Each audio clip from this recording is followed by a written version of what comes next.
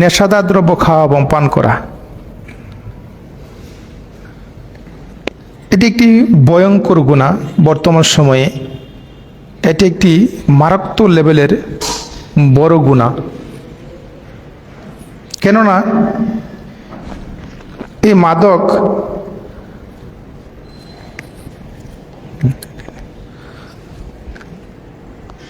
এটা ছিল আগে শহরে, এখন শহর টু গ্রাম, গ্রাম টু শহর, ছাত্রদের টেবিল থেকে শুরু করে রাজনৈতিক টেবিল পর্যন্ত এই মাদক নেশা একেবারে একাকার হয়ে গেছে গোটা বিশ্বে। বিশেষ করে বাংলাদেশে এটা এখন সহজভাবেই আমাদের গ্রামগঞ্জে এবার ট্যাবলেট আমরা আমাদের যুবকেরা অতি সহজেই পেয়ে যাচ্ছে, যা আমাদের যুব সমাজকে একেবারে ধ্বংসের পথে নিয়ে যাচ্ছে। সম্মানিত মসজিদের মুসল্লি, এজন্যই এই গুনাহটা একটা ভয়ঙ্কর গুনাহ। রাসূল সাল্লাল্লাহু আলাইহি সাল্লাম মুসনাদে আহমদের হাদিস 51 নম্বর হাদিস, সহিহ বুখারীতে হাদিসটা এসেছে। রাসূল সাল্লাল্লাহু আলাইহি সাল্লাম মুআয ইবনে জাবালকে 10টি গুনার ব্যাপারে সতর্ক করলেন। আউসানি বিআশরি কালিমাতিন, আল্লাহ নবী বলছেন, মুআয, আমি তোমাকে 10টা বড় বড় পাপ গুনাহ সম্পর্কে অবগত করতে চাই। সেই 10টি গুনার একটা গুনাহ হলো লা তুশরিক বিল্লাহ ওয়াইন কুতিলতা হুররিকতা, ওয়াইন কুতিলতা ওয়া হুররিকতা। মুআয, কখনো কোনোদিন আল্লাহর সাথে শিরিক করো না, 1 নম্বরে বলছেন। 2 নম্বরে আল্লাহ নবী বলছেন যে মুআয শোনো, ওয়ালা কখনো কোনোদিন পিতামাতার অবাধ্য হয়েও না। পিতামাতা যদি তোমাকে তার সম্পদ থেকে তোমাকে বঞ্চিত করে, তোমাকে ত্যায্যপুত্র করে, তারপরও কখনো কোনোদিন পিতামাতার অবাধ্য হয়েও না। 3 নম্বরে আল্লাহ নবী মুআয ইবনে জাবালকে সতর্ক করে বললেন, মুআয ইবনে জাবাল শোনো, ওয়ালা তাতরুকান্না সালাতান মাকতুবাতান মুতাআম্মিদান ফাইন্না মান তারকুস সালাতান মাকতুবাতান মুতাআম্মিদান ফাকাদ বারিয়াত জিম্মাতুল্লাহ। মুআয, খবরদার খবরদার, কখনো কোনোদিন ইচ্ছা করে ফরজ সালাত ছেড়ে দিও না, কখনো কোনোদিন ইচ্ছা করে ফরজ নামাজ ত্যাগ করিও না, ছেড়ে দিও না। যারা ইচ্ছা করে ফরজ নামাজ ছেড়ে দেয়, যারা ইচ্ছা করে ফরজ সালাত ত্যাগ করে, ওদের উপর থেকে আল্লাহর দায়িত্ব, আল্লাহর নবীর দায়িত্ব একেবারে উঠে যায়। নাউজুবিল্লাহ।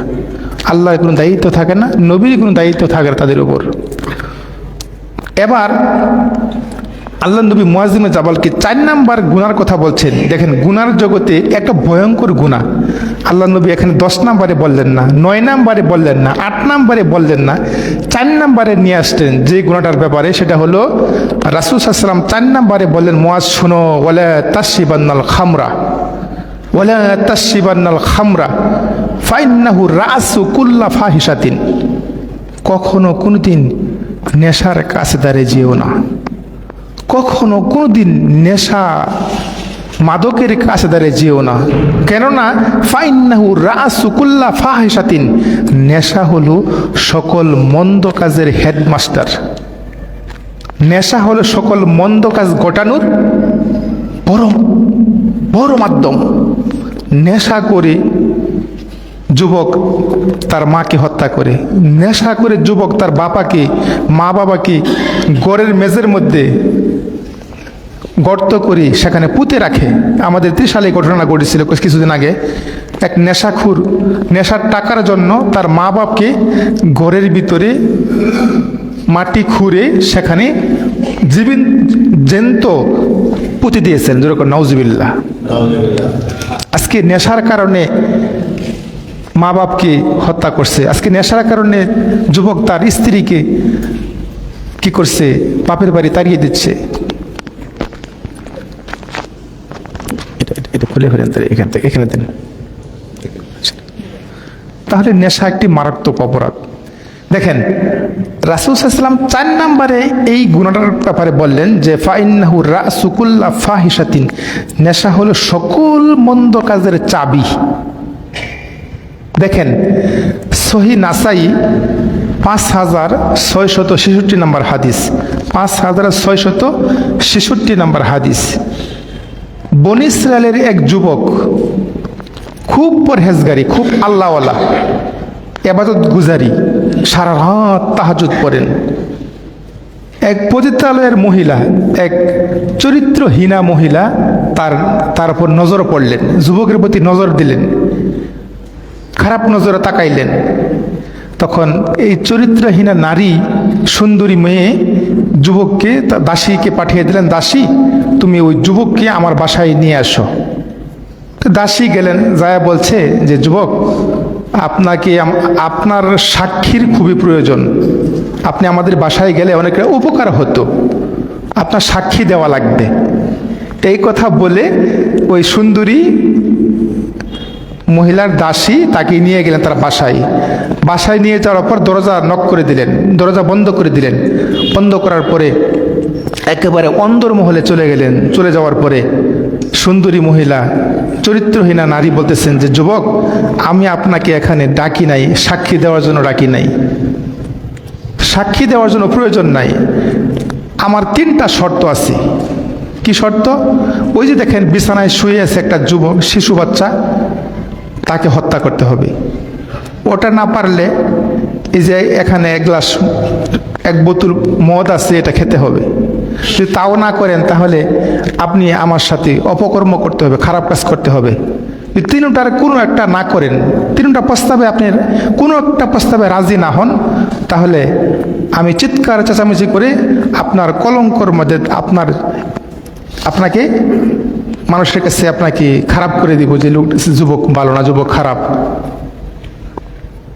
এখন আপনি ভেবে দেখেন কি করবেন? আমার সাথে খারাপ কাজ করবেন, না বাচ্চাকে হত্যা করবেন, না মদ খাবেন? শেষ পর্যন্ত যুবক অনেক পরহেজগারি, আল্লাহওয়ালা, সে চিন্তা করতেছে কি করা যায়। তখন সে বলতেছে যে যুবককে হত্যা করে না, আমি এত বছর তাহাজ্জুদ পড়ি, আমি একজন আবেদ, আমি একজন ইবাদত গুজারি আল্লাহর, তা আমি যুবককে কখনো হত্যা করতে পারবো না। চিন্তা করলেন যে মহিলার সাথে খারাপ কাজ তো না, এটাও আমি করতে পারবো না, আমি সারা জীবনের ইবাদত কি নষ্ট করে দিব, এর সাথে খারাপ কাজ করি না, এটাও করতে পারবো না। শেষ পর্যন্ত দেখা যায় এক গ্লাস মদ আছে, শরবত, সেটা বলছে যে এটা খাওয়া যায়। শেষ পর্যন্ত কিন্তু 1 বোতল সে মদ পান করলেন। মদ পান করার পর সে বলছে আরো মদ আছে, আরো থাকলে আমাকে আরো মদ দেন, বোতল দেন। আরো দেওয়া হলো। এরপরে ওই বাচ্চাকে খুন করলো মদ খেয়ে, এবং সে ওই মহিলার সাথে খারাপ কাজ করলো। তাহলে দেখেন এখানে ফাইন্নাহু রাসু কুল্লা ফাহিশাতিন, মদ হলো সকল মন্দ কাজের চাবি। মদের মাধ্যমে সে হত্যাও করলো, অপকর্মও করলো মহিলার সাথে, এবং নিজেও সব তার যে আমল ছিল, আখলাক ছিল, সব নষ্ট করে দিলেন। এজন্যই মনে রাখবেন, এই পৃথিবীর এই বর্তমান সময়ে মাদক, নেশা সবচেয়ে বেশি একটি ভয়ঙ্কর পাপ। সমাজের মধ্যে সবচেয়ে বেশি জঘন্য পাপ হলো এই বর্তমানে নেশা। আমার ভাইরা, এটা হারাম, এটা আল্লাহ হারাম করেছেন। ধাপে ধাপে ধাপে ধাপে কোরআনুল কারীমের আয়াত নাজিল করে আল্লাহ চিরতরে মদ হারাম করেছেন। যখন আমাদের নবী মুহাম্মদ সাল্লাল্লাহু আলাইহি ওয়াসাল্লাম মক্কাতে ছিলেন, কোরআনুল কারীমের একটা আয়াত নাজিল করলেন যে মদ, নেশা এটা হারাম। এরপরে আমার নবী মুহাম্মদ সাল্লাল্লাহু আলাইহি ওয়াসাল্লাম যখন মদিনায় আগমন করলেন, একদল লোক এসে মদের ফতোয়া জিজ্ঞেস করলেন যে ইয়া রাসূলুল্লাহ, এটা কি খাওয়া যাবে কিনা, নেশা করা যাবে কিনা, ফতোয়া জিজ্ঞেস করলেন। জিজ্ঞেস করার সাথে সাথে আল্লাহ রাব্বুল আলামিন কোরআনুল কারীমের 2 নম্বর সূরা, সূরা আল বাকারা 219 নম্বর আয়াত নাজিল করলেন, জানিয়ে দিলেন ইয়াসআলুনাকা আনিল খামরি ওয়াল মাইসির কুল ফিহিমা ইসমুন কাবীরুন ইয়াসআলুনাকা আনিল খাম। মুহাম্মদ সাল্লাল্লাহু আলাইহি ওয়াসাল্লাম, লোকেরা আপনাকে নেশার ব্যাপারে, মাদকের ব্যাপারে জিজ্ঞেস করবে, প্রশ্ন করবে। কুল, আপনি বলুন, ফিহিমা ইসমুন কাবীরুন, কুল, আপনি বলুন, মুহাম্মদ সাল্লাল্লাহু আলাইহি ওয়াসাল্লাম আপনি বলে দিন, ইসমুন কাবীরুন, এটা বড় পাপ। এটা কি? বড় পাপ। ইসমুন কাবীরুন ওয়া মানাফিউ লিন-নাস, এটা মানুষের উপকার করতে পারে না, বরং অপকার করে, এটা ক্ষতি করে, এটা মানুষের উপকার করতে পারে। এখানে আয়াত নাজিল করলেন যে আস্তে আস্তে আস্তে আস্তে ধাপে ধাপে ধাপে ধাপে আল্লাহ নেশা হারাম করেছেন। দেখেন, এরপরে আমাদের প্রিয় নবীর সাহাবী আব্দুর রহমান ইবনে আউফ রাদিয়াল্লাহু তাআলা আনহু একজন সাহাবী, তিনি তার বাড়িতে, তার বাসায় মেহমান দাওয়াত করলেন। মেহমানদেরকে দাওয়াত করার পরে ভালো ভালো খাবার রান্না করে খাবার খাওয়াইলেন। খাবার দাবার শেষে ওই সাহাবী শরবত দিলেন, সবাইকে শরবত দিলেন। বর্তমান জামানায় যেমন খাওয়ার শেষে কি দেয়, আরসিকোলা দেয়, পেপসি দেয়, এরকমভাবে তখন সবাইকে দিলেন। দেওয়ার পরে খাওয়ার পরে সবাই একটু মস্তিষ্কের জ্ঞানের বিকৃতি ঘটে গেলেন, একটু হালকা নেশা এসে গেল। আলী রাদিয়াল্লাহু তাআলা আনহু এমন সময় মাগরিবের নামাজের সময় হয়ে গেল। আলী রাদিয়াল্লাহু তাআলা আনহু নামাজের মধ্যে মাগরিবের নামাজ ইমামতি করলেন। তে আলী রাদিয়াল্লাহু তাআলা আনহু নামাজের মধ্যে সূরা ফাতিহা ঠিকঠাক মতোই পাঠ করলেন, কোনো অসুবিধা হলো না। আর একটা সূরা মিলাইলেন, কুল ইয়া আইয়ুহাল কাফিরুন, এই সূরাটা পাঠ করলেন। লা আ'বুদু মা তা'বুদুন, এখানে লা শব্দটা হজফ করছি, বাদ পড়ছি নেশার কারণে। লাম শব্দ হজফ করে লাম শব্দ বাদ দিয়ে আ'বুদু মা তা'বুদুন এরকমভাবে পড়ে ফেলেছে। তাই আল্লাহ রাব্বুল আলামিন লক্ষ্য করলেন, কোরআনুল কারীম এইভাবে পড়লে কোরআন কুফরি হবে, কোরআনের মর্যাদা নষ্ট হবে, মর্যাদা খাটু হবে। সুতরাং সাথে সাথে এই কোরআনুল কারীমের 4 নম্বর সূরা, সূরা আন-নিসা 43 নম্বর আয়াত নাযিল করেছেন। রাব্বুল আলামিন বললেন, ইয়া আইয়ুহাল্লাযীনা আমানু লা তাকরাবুস সালাতা ওয়া আনতুম সুকারা। আল্লাহ বলছেন, হে ঈমানদাররা, বিশ্বাসীরা, লা তাকরাবুস সালাত, নেশা করি মদ খেয়ে সালাতের কাছে দাঁড়িয়ে যেও না। নেশা করার পর নামাজ পড়লে আপনি নামাজ কি সুস্থভাবে পড়তে পারবেন? সাহাবীরা সালাত পড়ছে, কিছু শব্দ বাদ পড়ছে, যার ফলে আল্লাহ রাব্বুল আলামিন উপর থেকে আয়াত নাজিল করে জানিয়ে দিলেন, হে ঈমানদাররা, বিশ্বাসীরা, লা তাকরাবুস সালাত ওয়া আনতুম সুকারা, নেশা করি মাতাল হয়ে নামাজের কাছে দাঁড়িয়ে যেও না। বর্তমান সময়ে কিছু পীর ফকির আছে, বন্ড পীর ফকির, তারা বলে নামাজ পড়ার প্রয়োজন নাই, লা তাকরাবুস সালাত, নামাজ পড়ার প্রয়োজন নাই। কিন্তু পরে যে আল্লাহ বলছে আনতুম সুকারা, নেশা করে, ওটা গোপন রাখে। তারা বলছে আল্লাহ নামাজ পড়তে নিষেধ করছে, নামাজ পড়ার কোনো প্রয়োজন নাই। কিন্তু দেখেন, মানে তাদের আকীদা এতই খারাপ, এতই পথভ্রষ্ট যে পানির তলে বাতি জ্বলে, পানির নিচে মোমবাতি বাউবাতে সে নিবে না, আমার বাবার মুরিদ হলে নামাজ রোজা লাগে না। নাউজুবিল্লাহ বলেন। এই পীর ফকিরেরা এই আয়াতটুকু গোপন করে, তারা বলছে লা তাকরাবুস সালাত, নামাজ পড়ার কোনো প্রয়োজন নাই। কিন্তু বলছে যে আনতুম সুকারা, নেশা করে মাতাল হয়ে কখনো কোনোদিন নামাজের কাছে দাঁড়িয়ে যেও না। হাত্তা তা'লামু ওয়ালা তাকুলুনা, যা তোমরা নিজেরা বলছো যতক্ষণ না পর্যন্ত তোমরা নিজেরা বুঝো। আমি যা বলছি আমি যদি না বুঝি তাহলে আমার নামাজ হবে? সুতরাং সম্মানিত সুধীবৃন্দু, দেখেন ধাপে ধাপে আল্লাহ রাব্বুল আলামিন নেশা, মাদক হারাম হওয়ার ব্যাপারে আয়াত নাযিল করলেন। দেখেন এরপরে গুরুত্বপূর্ণ কথা, উমর ইবনে খাত্তাব রাদিয়াল্লাহু তাআলা আনহু আল্লাহর কাছে দোয়া করলেন, আল্লাহ আপনি এমন একটা আয়াত নাজিল করেন, এমন একটা বুলেটিন জারি করেন যাতে মানুষ একেবারে চিরতরে মদ হারাম করে দেয়, মদ খাওয়া একেবারে ছেড়ে দেয়। আব্দুল্লাহ ইবনে উমরের দোয়া কবুল করে আল্লাহ রাব্বুল আলামিন সঙ্গে সঙ্গে কোরআনুল কারীমের 5 নম্বর সূরা, সূরা মায়েদার 90 নম্বর আয়াত নাজিল করলেন। আল্লাহ রাব্বুল আলামিন বলেন, ইয়া আইয়ুহাল্লাযীনা আমানু ইন্নামাল খামরু ওয়াল মাইসিরু ওয়াল আনসাবু ওয়াল আযলাম রিজসুম মিন আমালিশ শাইতান। আল্লাহ বলছে, হে ঈমানদাররা, বিশ্বাসীরা, ইন্নামাল খামরু, নিশ্চয়ই মদ, মাদক, ওয়াল মাইসির, জুয়া, ওয়াল আনসাবু, মূর্তি, ওয়াল আযলাম, লটারি, এই 4টা জিনিস রিজসুম মিন আমালিশ শাইতান, শয়তানের কাজ। আল্লাহ বলছে এই 4টা জিনিস থেকে তোমরা নিজেকে বাঁচিয়ে রাখো, তাহলেই তোমরা সাকসেসফুল, তাহলেই তোমরা জান্নাতি। যেরকম সুবহানাল্লাহ। জান্নাতি তখনই হতে পারবে যখন চারটা জিনিস থেকে নিজেকে বাঁচিয়ে রাখতে পারবে। মদ থেকে, জুয়া খেলা থেকে, এখন জুয়া তো আর জুয়া না, এখন আন্তর্জাতিক বিশ্বকাপও একটা বড় জুয়া। আপনারা যারা দেখতেছেন, এটা একটা বিরাট বড় জুয়া হয়ে গেছে বর্তমান সময়ে। এই ব্যাপারে একটু পরে কথা বলতেছি সম্মানিত সুধীবিন্দু, আমি আমার বিষয়টা বলে নিই। আল্লাহ বলছে ইন্নামাল খামরু, নিশ্চয় মদ, ওয়াল মাইসের জোয়া, ওয়াল আংসাবু মূর্তি। দেখেন, আমরা হলাম মূর্তি ভাঙা জাতি, আমরা হলাম মূর্তি ভাঙা সম্প্রদায়, আমরা হলাম মূর্তির উপর লাথি মারা সম্প্রদায়, কি ঠিক কিনা? আর আমাদের সমাজে কয়েকটা বুডের জন্য, দুনিয়ার স্বার্থের জন্য আজকে আমরা মন্দিরে যাইও কি করি, বক্তব্য দিই, মন্দিরে যাই ওয়াজ করি না? আপনারা ইতিপূর্বে দেখেছেন যে এই অবস্থা আমাদের নিজের স্বার্থের জন্য আমরা কত কিছুই না করতেছি। সমাজের সুধীবিন্দু, মূর্তির আস্তানায় কখনো যাওয়া যাবে না। আমাদের ঘরের মধ্যে, সুকেজের মধ্যে বিশেষ করে কখনো ছবি মূর্তি কখনো সাজিয়ে রাখবেন না। আমরা বাচ্চাদেরকে খেলনা কিনে দেই, সেখানে পুতুল থাকে, বাঘের ছবি, প্রাণীর ছবি, বিড়ালের ছবি থাকে।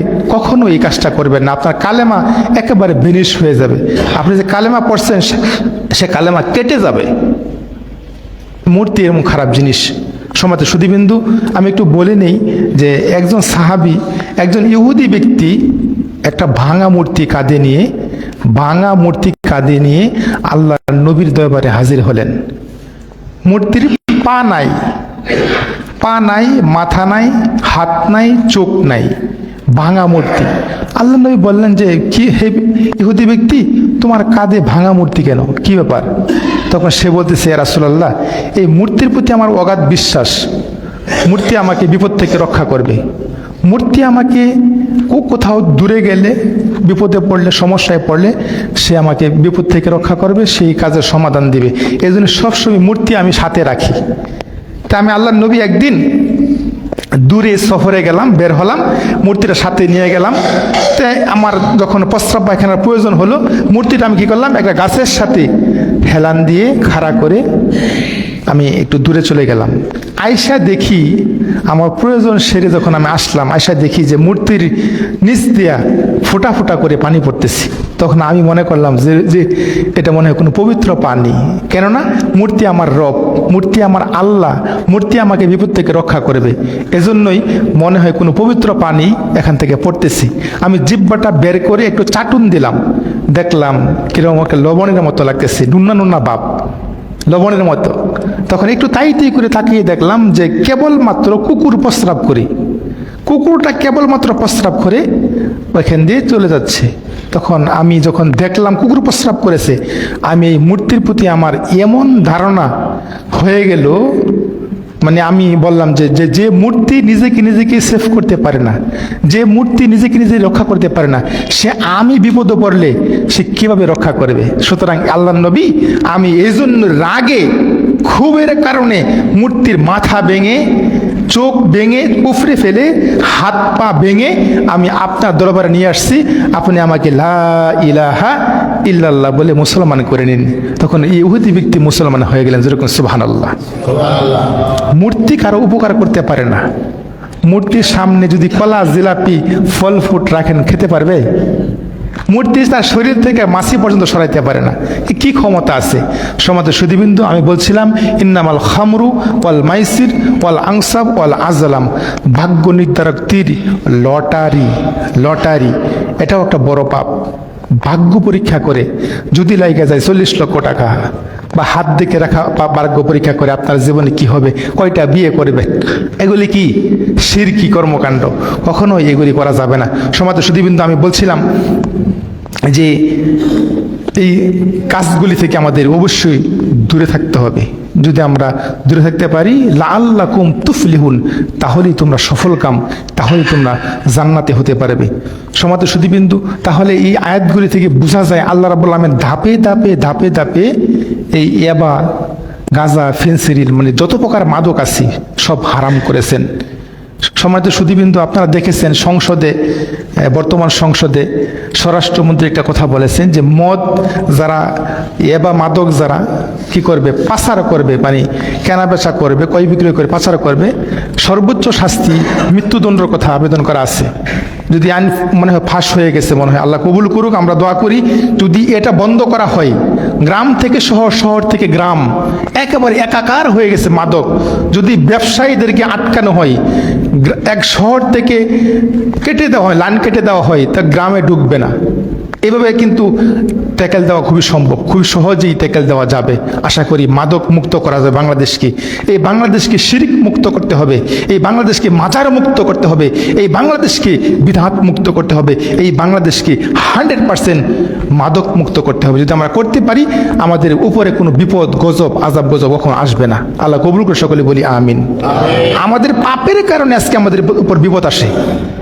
আমাদের এই বড় বড় পাপের কারণে যে আমরা মাজার পূজারি করতে হয়ে গেছি, আমাদের মধ্যে অনেক লোক ব্যবসায়ী হয়ে গেছে, মাজার ব্যবসায়ী, অনেক লোক শিরিকের মধ্যে পড়ে আছি, অনেক লোক বিদআত করতেছি, নিজেরা বুঝতেছি না, অনেক লোক আমরা মাদকের মধ্যে জড়িয়ে আছি, এগুলি আমরা নিজেরা বুঝি না। এই জন্যই দেখেন আমাদের উপর আমাদের পাপের কারণে আজকে গজব নাজিল হচ্ছে।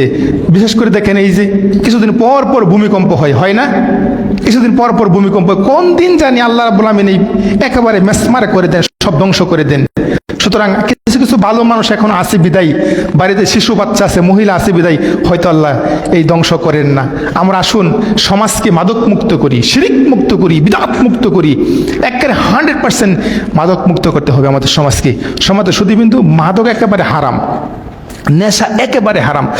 দেখেন সমাজে শুধুবিন্দু, আমাদের সমাজে কিছু বর্তমান সময়ে কিছু মুফতি বের হয়েছে, মুফতি বের হয়েছে, এরা আসলে মুফতি না, মুফতি নামের মূর্তি। কি জন্য কথাটা বললাম জানেন? ক্ষোভের কারণে, অনেক কষ্ট লাগে। এই মাদক, বিশেষ করে জর্দা, পাতা, গুল, এটা হারাম। আর কিছু ধরনের কিছু মুফতিরা বলছে এটা জর্দা হারাম না, এটা হালাল। নাউজুবিল্লাহ বলেন। কেমন খারাপ লাগে, কিরকম কষ্ট লাগে। জর্দা, পাতা, বিড়ি, সিগারেট হারাম। কয়টা দলিল আপনার দরকার? কয়টা দলিল প্রয়োজন? ইনশাআল্লাহ সালাফি আলেমরা, আহলে হাদিসের আলেম উলামারা একেবারে আপনার মতো বিদআতি মোল্লাকে, আপনার মতো বিদআতি বক্তাকে, আপনার মতো মুফতি নামের মূর্তিকে একবার দলিল দিয়ে একবার দাফন করে দিবে। কি ঠিক কিনা? দাফন করে দিবে, মাটিতে পুঁতে দিবে দলিল দিয়ে। দলিল কয়টা আপনার প্রয়োজন?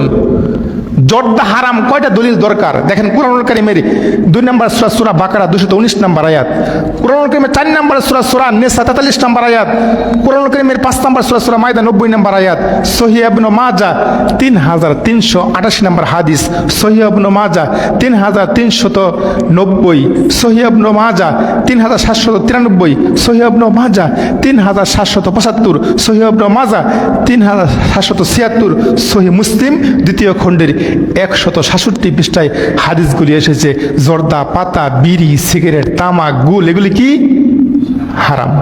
আর বর্তমানে এই মুফতি নামের মূর্তি, ভণ্ড, প্রতারক, এরা বলতেছে জর্দা খাওয়া জায়েজ। আব্দুর রাজ্জাক ইবনে ইউসুফ হাফিজাহুল্লাহ ত্রাণ নিয়ে গেছেন সবার আগে চট্টগ্রাম। আমাদের সালাফি আলেমদের মধ্যে অত্যন্ত সম্মানিত শায়েখ, তিনি ত্রাণ নিয়ে গেছেন। ত্রাণ তাদেরকে দিচ্ছেন, তাদের কাছে ত্রাণ বিতরণ করছেন যারা শিরিক মুক্ত আছে, যাদের গলায় মধ্যে তাবিজ নাই, হাতে তাবিজ নাই, কোমরে তাবিজ নাই, তাদেরকে ত্রাণ দিচ্ছেন। আর যাদের মাঝে তাবিজ পাচ্ছেন, কি করছেন? কেসি দিয়া কেটে দিচ্ছেন। সুবহানাল্লাহি বিহামদি। সুতরাং আমাদের শায়েখ তিনি জানেন, বুঝেন যে অবশ্যই শিরিক মুক্ত করতে হবে। তাবিজ, বাচ্চার গলায় থেকে তাবিজ কেটে দেওয়া মানে কি? বাচ্চাকে জাহান্নাম থেকে বাঁচিয়ে দেওয়া। সুবহানাল্লাহ বলেন। আরে তাবিজ পরে মারা গেলে জাহান্নাম, তাবিজ পরে মারা গেলে জাহান্নাম, খুলে ফেললি জান্নাত। সুবহানাল্লাহ বলেন। তাবিজ পরে মারা গেলে জাহান্নাম, খুলে ফেললি জান্নাত। আর তিনি কত বড় একটা মহান কাজ করতেছেন, বাচ্চাদেরকে শিরিক মুক্ত করতেছেন। আর কিছু বন্ড, প্রতারক, জর্দাখুর, বিড়িখুর, গুলখুর, তারা বলতেছেন যে তাবিজ খোলা যাবে না। যে আব্দুর রাজ্জাক ইবনে ইউসুফ হাফিজাহুল্লাহ তাবিজ তো খুলে না, তিনি মুসলমানি করাতে গেছেন। নাউজুবিল্লাহ বলেন। আপনারা যারা ভিডিও পাইছেন, তিনি কেসে দিয়ে মুসলমানি করান। সুতরাং আকীদা এত খারাপ, আকীদা এত নষ্ট, এত বড় বড় আকীদার লোক, এরা আলেম নামের, মুফতি নামের মূর্তি। মূর্তির সামনে কলা, জিলাপি, ফল ফুট রাখলে মূর্তি খেতে পারবে? খেতে পারবে? মূর্তি যেরকম তার সামনে খাবার রাখলে খেতে পারে না, এই মুফতি নামের মূর্তি এরা হাদিস বুঝে পড়ে, কোরআন বুঝে পড়ে, কিন্তু তারা কি আমল করে না। তারা দেখেও দেখে না, বুঝিয়েও যে বুঝে না, শুনেও যে শুনে না, সেটা কি? সেটা মানুষ না, সেটা অমানুষ। বালহুম আদাল, সে যত সব জানোয়ারের সে তো নিকৃষ্ট। সমাজ সুধীবিন্দু, আপনার মতো করে আপনি কোরআন বুঝবেন, আপনার মতো করে আপনি হাদিস বুঝবেন, এটা কি হবে? এটা বুঝতে হবে আল্লাহ নবী যেভাবে বুঝেছেন, সাহাবীরা যেভাবে কোরআন বুঝেছেন, সাহাবায়ে কেরাম যেভাবে হাদিস বুঝেছেন, ওইভাবে বুঝতে হবে। আপনার মতো করে আপনি ফতোয়া দিবেন, আপনার মতো করে মন গড়া ফতোয়া দিবেন, সহিহ হাদিস গোপন করবেন, কোরআনের আয়াত গোপন করবেন, এটা কখনোই হবে না। তার আকীদা খারাপ, তার মানহাজ ঠিক নেই, তার আকীদা ঠিক নেই।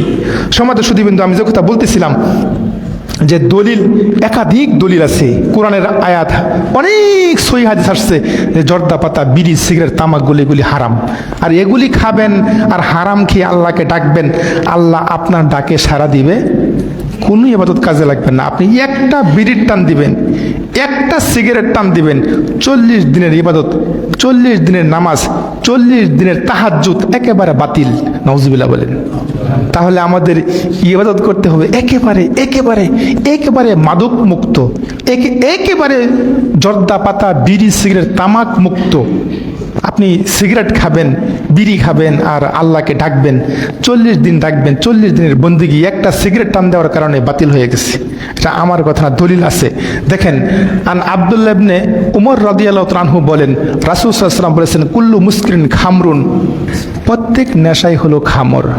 কুল্লু মানে প্রত্যেক, কুল্লু মুসকিরিন খামরুন, প্রত্যেক নেশাই হলো খামর। বা কুল্লু মুসকিরিন হারামুন, আর প্রত্যেক নেশাই হলো হারাম। তাহলে বিড়ি খাওয়া কি সুন্নত না নফল? বিড়ি খাওয়া হারাম, এটা ছাড়তে হবে। অনেকে বলে যে বিড়ি না খাইলে পেটের বাত হজম হয় না, উপরদা না খাইলে নিজদা ক্লিয়ার হয় না। নাউজুবিল্লাহ, মাআযাল্লাহ, আল্লাহ মাফ করুক। কখনো এই কাজটা করবেন না। যদি কারণ আমাদের এই টেকপাড়া, তেমনি টেকপাড়া কোনো বাইরে এরকম নেশা করার অভ্যস্ত আছেন, নেশা করেন, বিড়ি খান, সিগারেট খান, আল্লাহর রাস্তা ছেড়ে দিবেন, আল্লাহর রাস্তা ছাড়বেন। কেননা আপনি একটা সিগারেট খাবেন, এই 4 জুমা নামাজ পড়লেন, এক মাসে 4 জুমা পড়লেন, বা আপনি আসর পড়লেন, জুহুর পড়লেন, ফজর পড়লেন, 5 ওয়াক্ত পড়লেন, আপনার এই 40 দিনের ইবাদত একটা বিড়ির টান দেওয়ার কারণে বাতিল হয়ে গেছে। কুল্লু মুসকিরিন খামরুন ওয়া কুল্লু মুসকিরিন হারামুন ওমান মাতা ওয়া হুয়া ইয়াশরাবুল খামরা ইয়াদমানুহা ইয়াশরাবুহা ফিল আখিরাত। মানে আপনি জীবন ভরে খাইলেন, একবার মৃত্যু পর্যন্ত খেলেন, মরণ পর্যন্ত খেলেন, আল্লাহ বলছে ইয়াশরাবুহা ইয়াদমানুহা ফিল আখিরাত, আপনার জন্য পরকালে সমস্ত প্রাণীও হারাম। দুধের ঝরনা, শরাবের ঝরনা, সুমিষ্ট পানির ঝরনা সব কি হারাম। অর্থাৎ আপনি জান্নাতেই যেতে পারবেন না। অনেক বড় কঠিন কথা আল্লাহ নবী বলছেন এখানে। সমাজ সুধীবিন্দু, এবার হাদিসগুলি আমি বলি। আয়েশা রাদিয়াল্লাহু তাআলা আনহা বলেন, রাসূল সাল্লাল্লাহু আলাইহি ওয়াসাল্লাম বলেছেন, মান শারিবাল খামরা ওয়া লাম ইয়াতুব, যে ব্যক্তি জীবন ভরে মৃত্যু পর্যন্ত জর্দা পাতা, বিড়ি, সিগারেট, তামাকগুল খেয়েছে, ওয়ালাম ইয়াতুব, তওবা করে নাই, ছাড়ে নাই, দাখালান নার, তাকে জাহান্নামে যেতে হবে। সহিহ ইবনে মাজাহর হাদিস। দাখালান নার, তাকে জাহান্নামে ঢুকতে হবে। আপনি মরণ পর্যন্ত খেয়েছেন, পানের সাথে জর্দা খেয়েছেন, রতন জর্দা খেয়েছেন, মৃত্যু পর্যন্ত খেয়েছেন, উপরে দোতলায় মা বোনেরা আছেন, দৃষ্টি আকর্ষণ করে বলি, আপনি পান খান, পান খাওয়া জায়েজ, না জায়েজ আমরা বলি না, কিন্তু আপনি পানের সাথে কেন জর্দা খাবেন? আপনি কেন গুল ব্যবহার করবেন? আপনি মৃত্যু পর্যন্ত খেয়েছেন গুল, মৃত্যু পর্যন্ত খেয়েছেন জর্দা।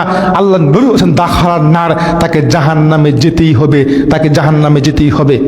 আবু হুরায়রা রাদিয়াল্লাহু তাআলা আনহু বলেন, রাসূল সাল্লাল্লাহু আলাইহি ওয়াসাল্লাম বলেছেন, মান শারিবাল খামরা ওয়া লাম ইয়াতুব, যে ব্যক্তি জীবন ভরে জর্দা পাতা, বিড়ি, সিগারেট, তামাকগুল খেয়েছে, ওয়ালাম ইয়াতুব, তওবা করে নাই, ছাড়ে নাই, মাফ হয় নাই, লাম তুকবালাস সালাতা আরবাইনা লাইলা, 40 দিন তার কোনো সালাত, তার নামাজ আল্লাহর দরবারে কবুল হবে। সুতরাং আল্লাহ আমাদেরকে মাফ করে, সকলে বলি আমিন। আয়েশা রাদিয়াল্লাহু তাআলা আনহা বলেন, রাসূল সাল্লাল্লাহু আলাইহি ওয়াসাল্লাম বলেছেন, মা আসকারা কাসিলু ফাকালিলু হারামুন, যে জিনিস বেশি খেলে নেশা হয় সেটা অল্প খাও কি হারাম। আরে বাবারে, আপনি রতন জর্দা খেয়ে খেয়ে খেয়ে খেয়ে অভ্যাস করেছেন, একটু একটু করে খেয়ে খেয়ে অভ্যাস করেছেন। আপনি এখন এক মুষ্টি খেয়ে ফেলেন, রতন জর্দা এক মুষ্টি খেয়ে ফেলেন, আপনার কোনো অসুবিধা হয় না। আরে বাবারে, আমি কখনো কোনো দিন খাই নাই, আমি জীবনেও খাই নাই। যদি আমাকে এক চিমটি খাওয়াইয়ে দেন, আমি ঠিক থাকতে পারবো? সুতরাং এটাই পরীক্ষা। আপনি জীবনেও খান নাই, আপনি জীবনেও খান নাই, একটু খাওয়াই দিলে আপনি বেহুশ হয়ে জমিনে পড়ে যাবেন। আর এক ব্যক্তি খায়া অভ্যাস করছে, এক যুবক মদ খেয়ে খেয়ে অভ্যাস করছে, 1 বোতল 2 বোতল 3 বোতল মাইরা দেয়, তার কোনো অসুবিধা হয় না। এই জন্য কি জায়েজ হয়ে গেছে? অনেক হুজুররা বলে যে এটা তো খেলে আর মস্তিষ্কের জ্ঞানের বিকৃতি ঘটে না, বেহুশ হয়ে যায় না, মাতাল হয়ে যায় না, তো এত অসুবিধা কি? আমি বলছি মাতাল তখনই হবেন যখন আপনি যে ব্যক্তি জীবনে খাই নাই তাকে এক চিমটি খাওয়াই দিলে যখন সে ঠিক থাকতে পারবে না, তখন বোঝা যায় যে মা আসকারা কাসিরু ফাকালিলু হারামুন। যে জিনিস বেশি খেলে নেশা হয় সেটা অল্প খাওয়াও কি হারাম। সমাজের সুধীবিন্দু, দেখেন আবু হুরায়রা রাদিয়াল্লাহু তাআলা আনহু বলেন, রাসূলুল্লাহ সাল্লাল্লাহু আলাইহি ওয়াসাল্লাম বলেছেন, আল্লাহর নবী বলছেন যে শোনো পৃথিবীর মানুষ শোনো, 3টা পাপ যখন পৃথিবীতে বেশি হয়ে যাবে, 3টা গজব তাড়াতাড়ি নেমে আসবে। 3টা পাপ যখন এই পৃথিবীতে বেশি হয়ে যাবে, 3টা গজব তাড়াতাড়ি নেমে আসবে। 3টা পাপের একটা পাপ হলো ইজা শারিবুল খামরা, যখন পৃথিবীতে মানুষ মদ পান বেশি হবে, এই পৃথিবীর জমিনে যখন মদ বেশি হয়ে যাবে, মদ গাঁজা বিড়ি সিগারেট তামাক গুল একেবারে একাকার হয়ে যাবে, মানুষ জর্দা ছাড়া বাঁচবে না, জর্দা খেতেই হবে মনে করবে, গুল ব্যবহার করতেই হবে মনে করে। যখন এই পৃথিবীর জমিনে মদ গাঁজা এবা ফেন্সিল একবারে বেশি হয়ে যাবে, তখন পৃথিবীতে গজব নাজিল হবে।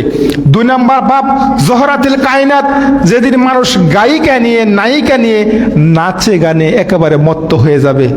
এখন আমরা এই যুগে গায়িকা ছাড়া নায়িকা ছাড়া কিছুই বুঝি না।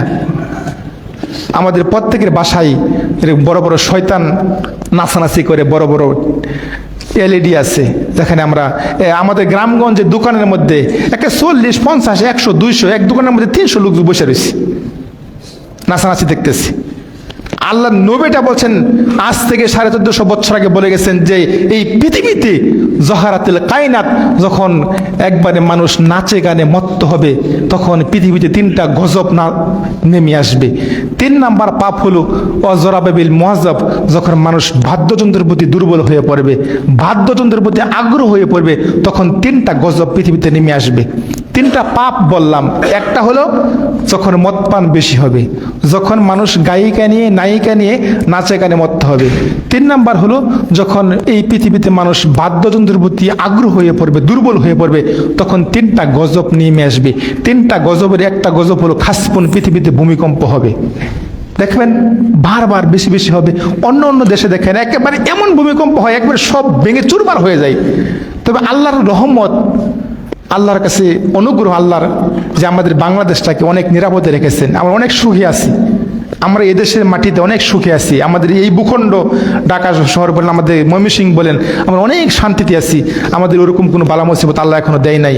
আমাদের পাপের কারণে আমাদের গজব আমাদের বরে আসে। নবী এই জন্যই বলছেন, 3টা পাপ যখন পৃথিবীতে বেশি হবে, 3টা গজব নেমে আসবে। 3টা গজবের 1 নাম্বার গজব হলো খাসপুন, পৃথিবীতে বেশি বেশি ভূমিকম্প হবে।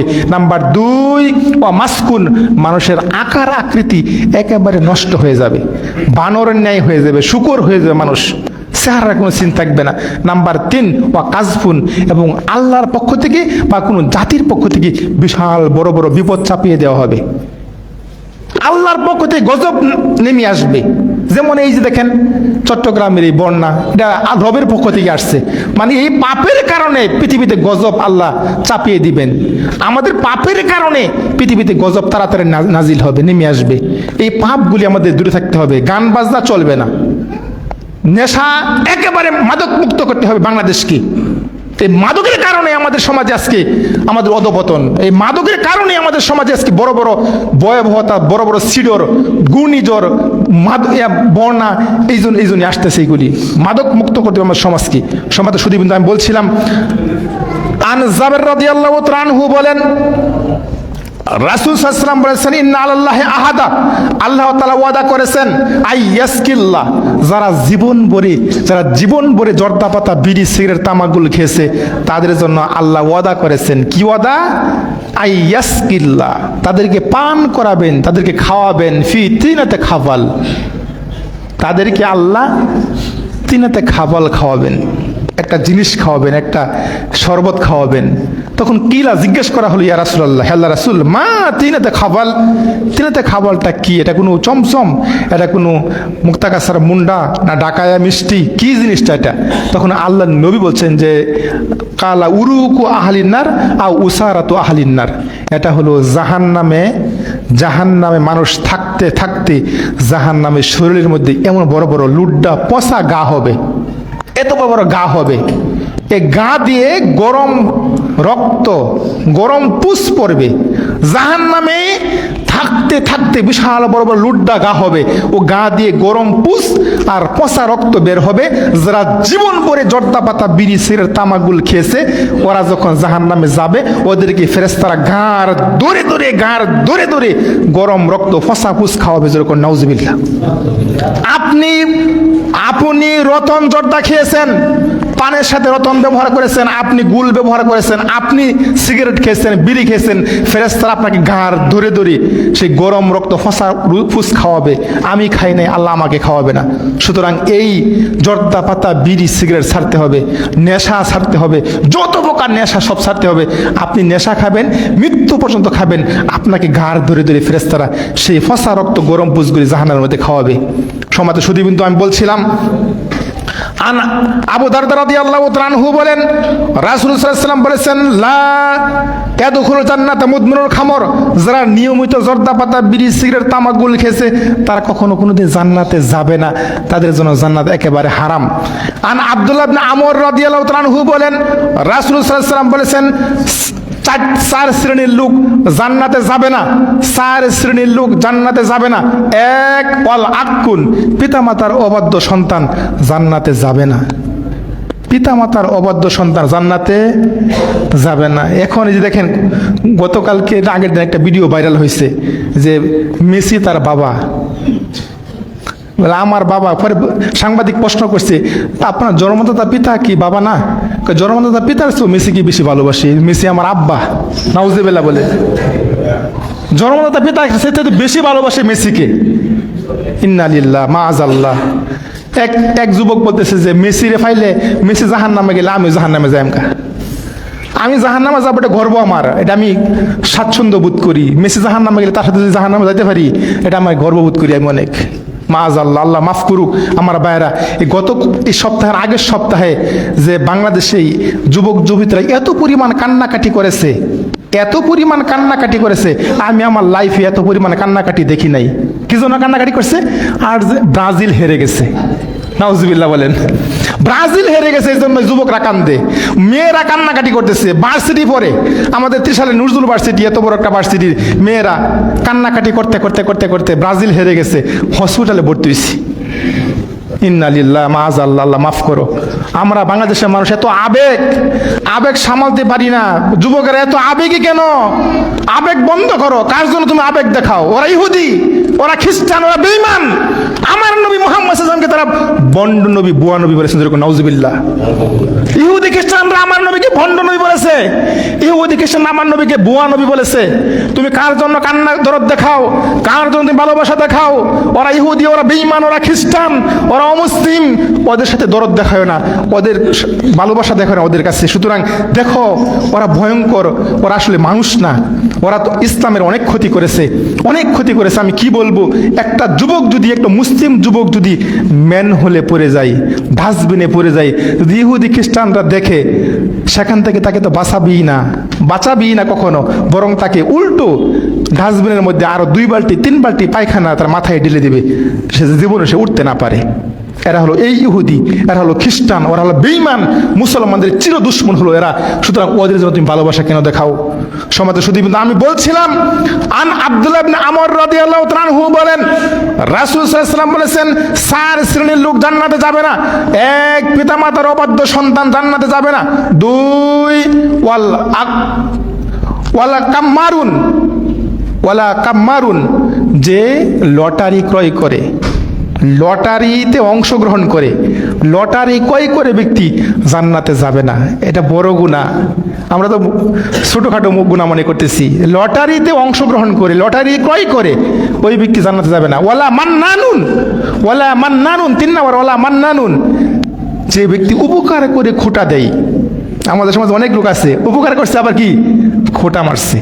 সে কালকে না আবার তারা টাকা তো ছাড়াইলাম, 10,000 টাকা নিলে আমার কাছ থেকে, 5,000 টাকা নিলে, যে ব্যক্তি উপকার করে খোঁটা মারে, খোঁটা দেয়, এই ব্যক্তি জান্নাতে যাবে না। নাম্বার 4 হলো মুদমিনুল খামর, যারা নিয়মিত জর্দা পাতা, বিড়ি, সিগারেট, তামাকগুল খাইছে, এরা জান্নাতে যাবে না।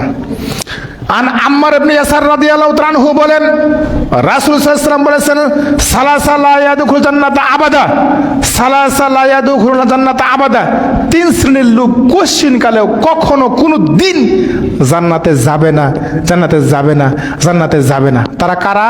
1 আদ-দায়ুস, দায়ুস লোক জান্নাতে যাবে না।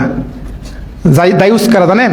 এখন আমরা কিন্তু আমাদের বর্তমান সময়ে আমরা নারীদেরকে দায়ুস বলি, যে নারী পর্দা করে না, বেপর্দায় চলে, ছোট পোশাক পরে, ছোট ব্লাউজ পরে, অর্ধনগ্ন পোশাক পরে, এই নারী দায়ুস।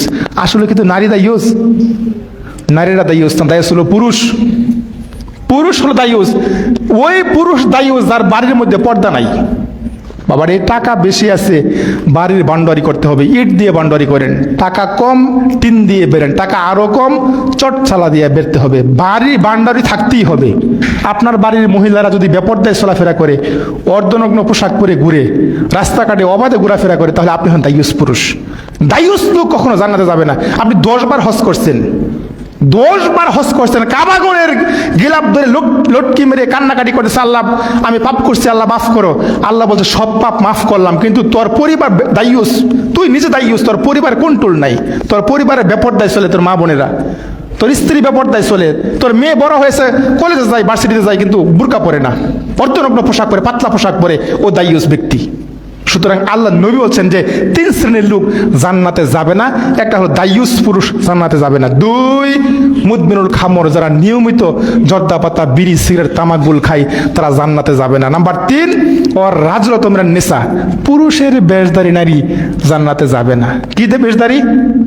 পুরুষের। যে নারী মেয়ে বড় হয়েছে, ভার্সিটি লেখাপড়া করে, কলেজে পড়ে, কিন্তু পড়ছে কি প্যান্ট, পড়ছে গেঞ্জি, পড়ছে শার্ট, এই নারীর জন্য খুবই ভয়ঙ্কর কথা। আল্লাহ নবী বলছেন ওর রাজরত মিনান নিসা, পুরুষের বেশধারী নারী জান্নাতে যাবে না। এই জন্য আমার ভাইয়েরা, টেকপাড়া আহলে হাদিসের, ত্রিমোহনী টেকপাড়া আহলে হাদিসের মসজিদের যত মুসল্লি আছেন, অবশ্যই মেয়ে বড় হয়েছে, অবশ্যই মেয়েকে সুন্দর পোশাক দিবেন। এটা আপনার দায়িত্ব, কর্তব্য। আপনার মেয়ে যদি আপনার সামনে গেঞ্জি পরে ড্যাং ড্যাং ড্যাং ড্যাং করে হাঁটাহাঁটি করে, আপনি দায়ুস। আপনার মেয়ে বড় হয়েছে, যদি ভার্সিটিতে লেখাপড়া করে, যদি বুরকা একেবারে না পরে, একেবারে ছোটো পোশাক পরে, একবারে ঢিলাঢালা পোশাক না পরে, একবারে টাইটপিট পোশাক পরে, প্যান্ট পরে, গেঞ্জি পরে, পুরুষের স্যান্ডেল, পুরুষের জুতা ব্যবহার করে, তাহলে আপনার মেয়ে জান্নাতে যাবে না। অবিলম্বে আমার মা বোনদের দৃষ্টি আকর্ষণ করে বলি, যে সমস্ত বোনেরা এরকম ছোট্ট পোশাক পরে এরকমভাবে চলাফেরা করে, ওদেরকে অবশ্যই অবিলম্বে তাওবা করতে হবে। তাওবা ছাড়া তারা মাপ পাবে না। তাহলে আমি বলছিলাম 3 শ্রেণীর লোক জান্নাতে যাবে না। একটা হলো দায়ুস, পুরুষের বেশধারী নারী জান্নাতে যাবে না। মুদমিনুল খামর, যারা নিয়মিত জর্দা পাতা, বিড়ি, সিগারেট খায়, তারা জান্নাতে যাবে না। দেখেন, আন ইবনে উমর রাদিয়াল্লাহু তাআলা আনহু বলেন, রাসূল সাল্লাল্লাহু আলাইহি ওয়াসাল্লাম ফাকাদ হারামাল্লাহু আলাইহিল জান্নাহ, 3 শ্রেণীর লোক, 3 শ্রেণীর লোকের উপর জান্নাত একেবারে হারাম। 3 শ্রেণীর লোকের উপর একেবারে জান্নাত হারাম। তার মধ্যে একটা হলো মুদমিনুল খামর, যারা নিয়মিত জর্দা পাতা, বিড়ি, সিগারেট, তামাকগুল খায়, নিয়মিত খায়, মরণ পর্যন্ত খায়, তারা জান্নাতে যাবে না। 2 আদ-দায়ুস, যে ব্যক্তি যার বাড়ির মধ্যে পর্দা নাই, ওই লোক জান্নাতে যাবে না। নাম্বার 3 ওয়াল আকুন, যারা পিতামাতার অবাধ্য হয়, পিতামাতার কথা শুনে না, এমন সন্তান জান্নাতে যাবে না। দেখেন, আন আবু মুসা আশআরী রাদিয়াল্লাহু তাআলা আনহু বলেন, রাসূল সাল্লাল্লাহু আলাইহি ওয়াসাল্লাম বলেছেন 3 শ্রেণীর লোক, 3 শ্রেণীর লোক জান্নাতে যাবে না। 3 শ্রেণীর লোক জান্নাতে যাবে না। 1 মুদমিনুল খামর, যারা নিয়মিত জর্দা পাতা, বিড়ি, সিগারেট, তামাকগুল খায়, তারা কখনো কোনো দিন জান্নাতে যাবে না। 2 ওয়াল কাতিউর রাহমি, যারা আত্মীয়তার সম্পর্ক ছিন্ন করে, তারা জান্নাতে যাবে না। আসুন, আপনার বাবা মারা গেছে, আপনার বাবার যে বোন আছে, আপনার ফুফু, তাদের সাথে ভালো ব্যবহার করবেন। আপনার বাবার বন্ধুদের সাথে ভালো ব্যবহার করবেন। আপনার মার দিক দিয়ে আত্মীয় আছে, আপনার মার দিকে যত আত্মীয় আছে তাদের সাথে ভালো ব্যবহার করতে হবে, সম্পর্ক ঠিক রাখতে হবে। ওয়াল কাতিউর রাহমি, যারা আত্মীয়তা সম্পর্ক ছিন্ন করে দেয় তারা কখনো কোনোদিন জান্নাতে যাবে না। নাম্বার 3, ওয়া মুসাদ্দিকু বিসসিহরি, যারা জাদুবিদ্যা বিশ্বাস করে, জাদুবিদ্যা দেয় জাদুবিদ্যা নেই, যারা জাদুকে বিশ্বাস করে তারা কুফরি করলো, শিরিক করলো, তারা কখনো জান্নাতে যাবে না। দেখেন আনাস রাদিয়াল্লাহু তাআলা আনহু বলেন, রাসূল সাল্লাল্লাহু আলাইহি ওয়াসাল্লাম বলেছেন, ইন্না মিন আশরাতিস সাআত, কিয়ামতের 6টি আলামত, কিয়ামতের 6টি বড় বড় আলামত, তার মধ্যে একটা হলো ইরফাউল ইলম, বিদ্যা উঠে যাবে, বিদ্যা উঠে যাবে, বিদ্যা কমে যাবে। বলেন দেখি, এই ত্রিমোহনী টেকপাড়া এলাকার 10 বছর আগে যত শিক্ষিত লোক ছিল, এখন এই পর্যন্ত 2026 পর্যন্ত শিক্ষার হার কমছে না বাড়ছে? শিক্ষার হার একদিক দিয়ে শিক্ষার হার বাড়ছে, কিন্তু একদিক দিয়ে শিক্ষার হার কি একেবারে কমে গেছে, একেবারে ড্যামেজ হয়ে গেছে। ইরফাউল ইলম, বিদ্যা উঠে যাবে। যে বিদ্যা আমাকে সামনের মূর্তির সামনে মূর্তির গড় উদ্বোধন করে, আলেমরা আমরা মূর্তির গড় উদ্বোধন করতেছি, মন্দির উদ্বোধন করতেছে আলেমরা, আলেম দিয়ে সেখানে কোরআন তেলাওয়াত করতেছি, আলেমরা বুড়ির জন্য, আজকে আলেমরা দুনিয়ার স্বার্থের জন্য আজকে তো সেখানে যায় কি করতেছি, বক্তব্য দিচ্ছে। যে বিদ্যা আমাকে কবরে মাথা নত করতে বাধ্য করে, মৃতর বাবার দরবারে মাথা নত করতে বাধ্য করে, সেটা বিদ্যা নয়। যে বিদ্যা আমাকে মানুষ মারা যাওয়ার সাথে সাথে 3 দিন 7 দিন 5 দিন বিরাট বড় লিল্লা 40 করতে বাধ্য করে, সেটা বিদ্যা নয়, সেটা মূর্খতা, সেটা বর্বরতা সমাজের মধ্যে। এটা মনে রাখবে, সেটা বিদ্যা না, সে শিক্ষিত না। যে বিদ্যা আমাকে আজকে মূর্তির সামনে, বড় বড় খাম্মার সামনে ফুল দিতে বাধ্য করে, সেটা বিদ্যা নয়, সেটা অশিক্ষিত, সেটা মূর্খতা, সেটা বর্বরতা সমাজের মধ্যে। আল্লাহ নবীটা বলছেন যে 6টা হলো কিয়ামতের বড় বড় আলামত, তার মধ্যে একটা হলো বিদ্যা কমে যাবে, বিদ্যা একেবারে উঠে যাবে। আজকে যদি বিদ্যা থাকতো, তাহলে আজকে আমাদের যুবক ভাইয়েরা, আজকে যদি নৈতিক শিক্ষা থাকতো, সুশিক্ষা থাকতো, আমাদের মধ্যে আজকে ইসলামিক মূল্যবোধ থাকতো, ইসলামিক শিক্ষা থাকতো, তাহলে মেসিকে আমি কখনো আব্বা ডাকতাম না, থাকতাম। আমি এই কথা কখনোই বলতে পারতাম না, মেসি জাহান্নামে গেলে আমিও জাহান্নামে যাবো, এই কথা কখনোই বলতে পারতাম না। আজকে সুশিক্ষা আমাদের মধ্যে নাই, আজকে আমাদের মধ্যে কুশিক্ষা বিরাজ করছে। কুশিক্ষার কারণে আজকে আমাদের সমাজ, যুব সমাজ একেবারে ধ্বংসের পথে চলে যাচ্ছে। কুশিক্ষার কারণে আজকে আমাদের সমাজ একেবারে ড্যামেজ হয়ে গেছে। বাংলাদেশে বাংলাদেশে একবারে পানির তলে গেছে, ডুবে গেছে। সুতরাং বিশ্বে মাথা উঁচু করে তাকাতে হলে,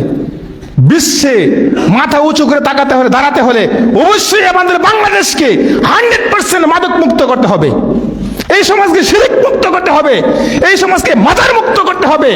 রাখবে না কোনো উঁচু কবর, আল্লাহ নবী কথা বলছেন, রাখবে না কোনো উঁচু কবর, থাকবে না কোনো ছবি মূর্তি, সবকে ভেঙে খান খান করে দাও। সময়ের দাবি, বাংলাদেশে যতগুলি মসজিদ তার সাথে বেশি মাজার, ঠিক না? খুবই কষ্ট লাগে। আজকে মাজারের কারণে মনে রাখবেন, এই পৃথিবীর জমিনে মানুষকে ধরে ধরে জাহান্নামে নিয়ে যাওয়ার সবচেয়ে বড় মাধ্যম হলো মাজার। নাউজুবিল্লাহ। মানুষকে ধরে ধরে জাহান্নামে নিয়ে যাওয়ার সবচেয়ে বড় মাধ্যম হলো মাজার। সুতরাং আল্লাহ নবীর দুঃখ করে বলছেন যে আজ থেকে 1450 বছর আগে বলছেন যে ইরফাউল ইলম, বিদ্যা কমে যাবে, একেবারে বিদ্যা উঠে যাবে। ঠিক তাই হচ্ছে। জাহাল, মূর্খতা বর্ষণ হবে, মূর্খতা একেবারে বর্বরতা সমাজের মধ্যে বেড়ে যাবে। এটা মূর্খ জাতি একেবারে ভরে গেছে আমাদের সমাজ। মূর্খ না হলে যুবক কি করে মেসিকে বাবা ডাকে? মূর্খ না হলে যুবক কি করে মেসিকে ভালোবাসে? মেসি জাহান্নামে বলে সে জাহান্নামে যাবে। মূর্খ না হলে আর্জেন্টিনা হারে গেছে, ব্রাজিল হেরে গেছে, সে ফার্স্ট টাইমে মারা গেছে।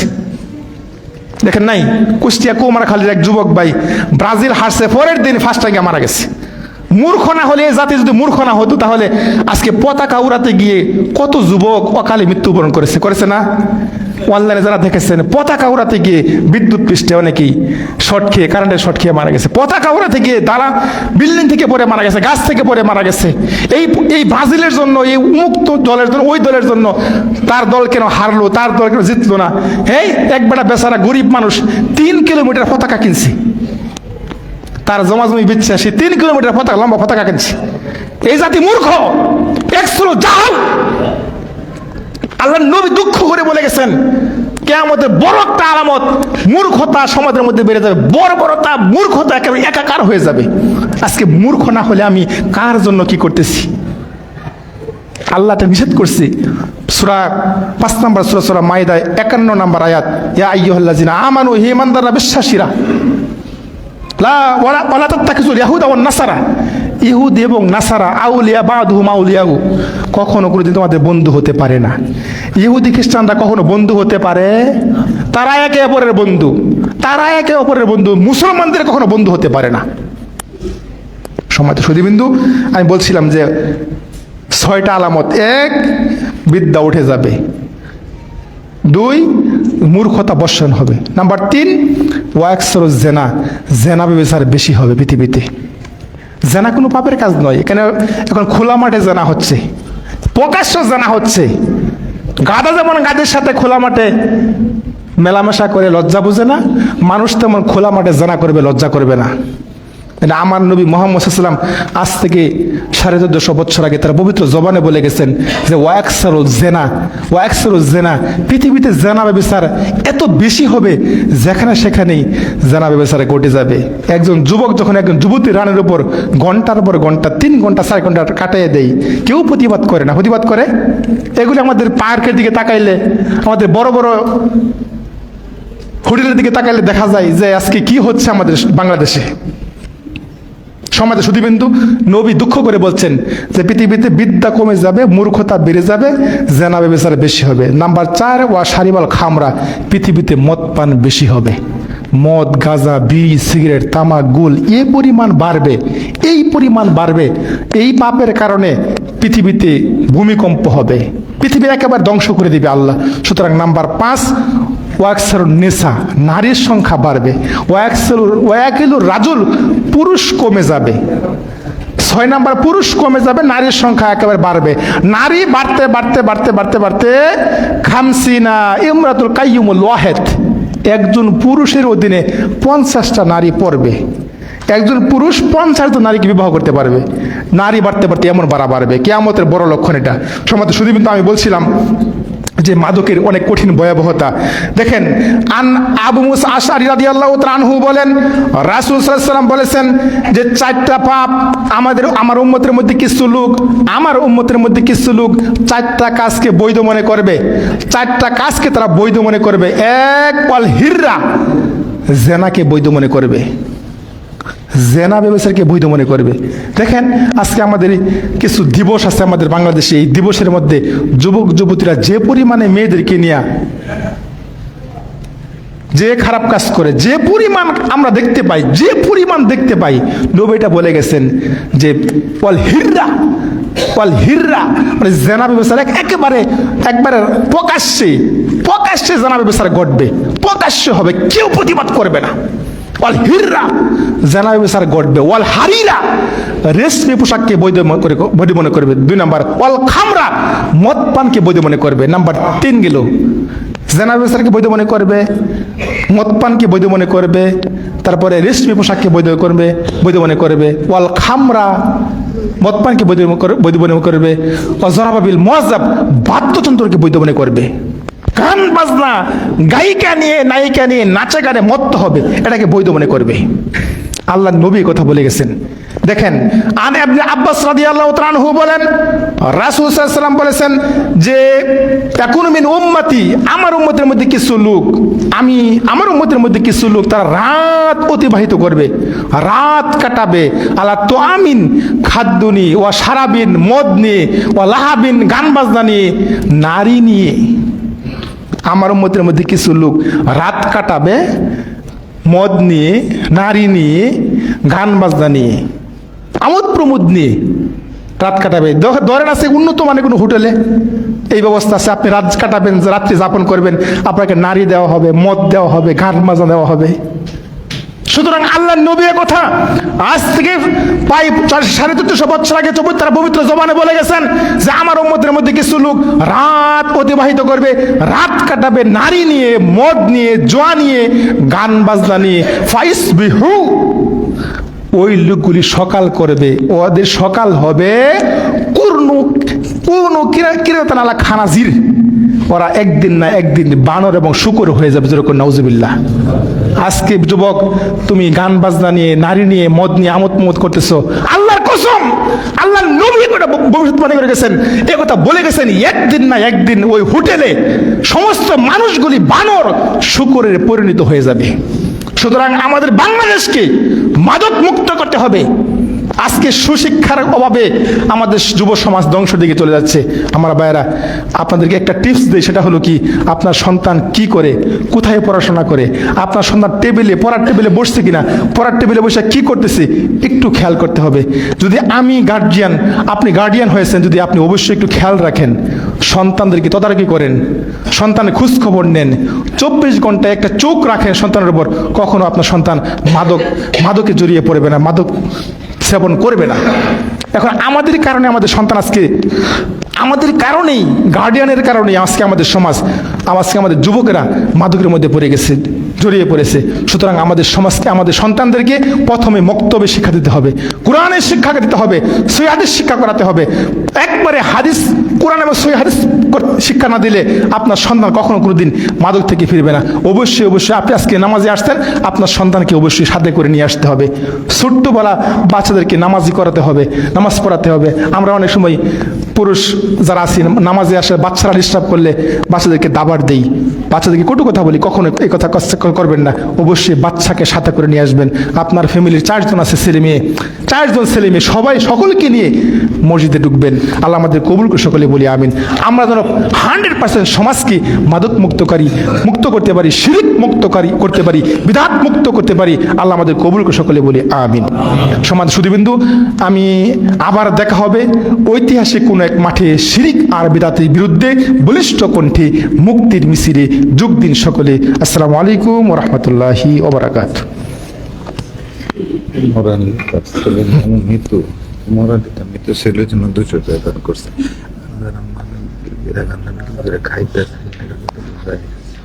হ্যাঁ, খাইতেছে।